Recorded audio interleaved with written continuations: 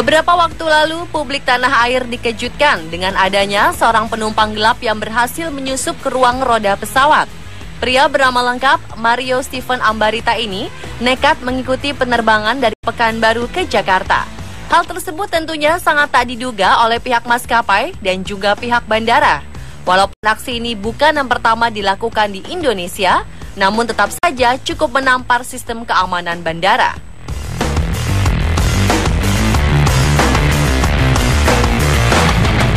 Mario Stephen Ambarita menyelinap ke ruang roda Garuda Indonesia GA177 dari Bandara Sultan Syarif Qasim II saat pesawat tersebut akan tinggal landas menuju Bandara Soekarno-Hatta, Cengkareng pada Selasa 7 April 2015.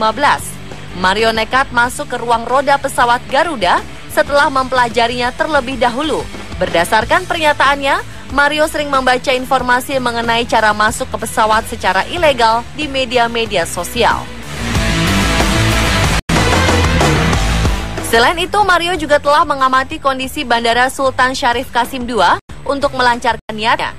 Ia paham betul kapan waktu yang tepat untuk naik ke dalam ruang roda pesawat tanpa diketahui siapapun.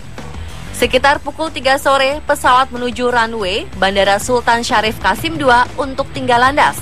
Pada saat pesawat berhenti, Mario segera berlari dan Sekitar pukul 16.30 pesawat mendarat. Saat itulah petugas Bandara Soekarno-Hatta melihat Mario terhuyung-huyung keluar dari ruang roda pesawat. Pria berusia 22 tahun ini keluar dengan kondisi masih labil, jari-jari membiru dan telinga mengeluarkan darah.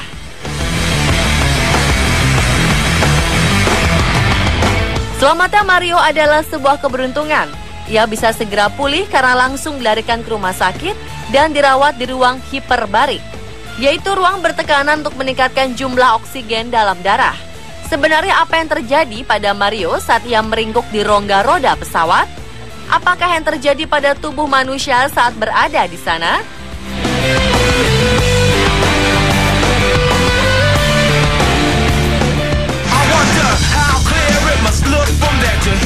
Terbang dengan ketinggian berpuluh ribu kaki tanpa alat pengaman apapun bisa sangat membahayakan tubuh manusia, bahkan bisa menyebabkan kematian. Rata-rata penerbangan komersial terbang dengan ketinggian 25.000 sampai 38.000 kaki di atas permukaan laut. Dengan ketinggian tersebut, tidak ada manusia yang bisa bertahan hidup tanpa adanya alat pengaman seperti yang disediakan di dalam kabin pesawat. Kemungkinan terburuk yang terjadi ketika secara ilegal masuk ke dalam roda pesawat adalah terlempar ke daratan. Tercatat, 2 orang telah mengalami peristiwa tragis ini saat melakukan hal yang sama dengan Mario. Mereka adalah remaja 14 tahun bernama Keith Sasford yang menumpang roda pesawat Japan Airlines pada Februari 1970 silam dan juga Jose Matada yang menyusup di roda pesawat British Airways pada April 2013. Keduanya tewas dengan tragis. Jika penyusup lepas dari ancaman terhempas ke daratan, maka yang akan ia alami adalah tersiksa, yang bisa saja berujung kematian. Menumpang secara ilegal di rongga roda pesawat atau stowaway membuat seseorang mengalami hipoksia dan hipotermia. Ketika pesawat naik ke ketinggian, maka kadar oksigen akan kian menipis. Ini akan membuat tubuh kekurangan oksigen atau hipoksia. Kondisi hipoksia akan menyebabkan rasa lemas, tremor, hilang kesadaran, tak mampu melihat, dan bahkan kematian. Manifestasi dari hipoksia dapat berupa badan yang membiru. Inilah yang dialami oleh Mario. Kondisi hipoksia juga menyerang pada otak. Dampaknya dapat menyebabkan kerusakan sel-sel atau jaringan otak baik temporer atau permanen. Sebagai akibatnya, orang tersebut akan meracau atau akan susah mengingat sesuatu.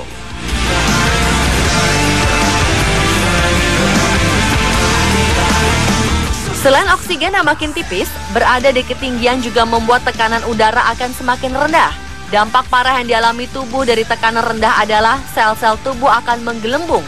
Kondisi ini akan terjadi ketika akumulasi nitrogen yang terlarut membentuk gelembung udara yang menyumbat aliran darah serta sistem saraf. Kondisi ini umumnya terjadi pada penyelam. Penyakit dekompresi bisa menimbulkan gejala yang mirip sekali dengan stroke, seperti mati rasa, kelumpuhan, bahkan kehilangan kesadaran yang bisa menyebabkan meninggal dunia. Pada dasarnya tekanan udara di permukaan laut adalah 76 cm Hg atau 1 atm. Setiap ketinggian bertambah 100 meter, maka tekanan udara akan berkurang 1 cm Hg. Bayangkan, apabila kita berada pada ketinggian ribuan meter di atas permukaan air laut tanpa fasilitas dan pengaman apapun. Rongga-rongga tubuh tidak akan kuat menahan gas yang ada di dalam tubuh dan pembuluh darah akan pecah. Maka dari itu, darah akan keluar dari hidung atau telinga.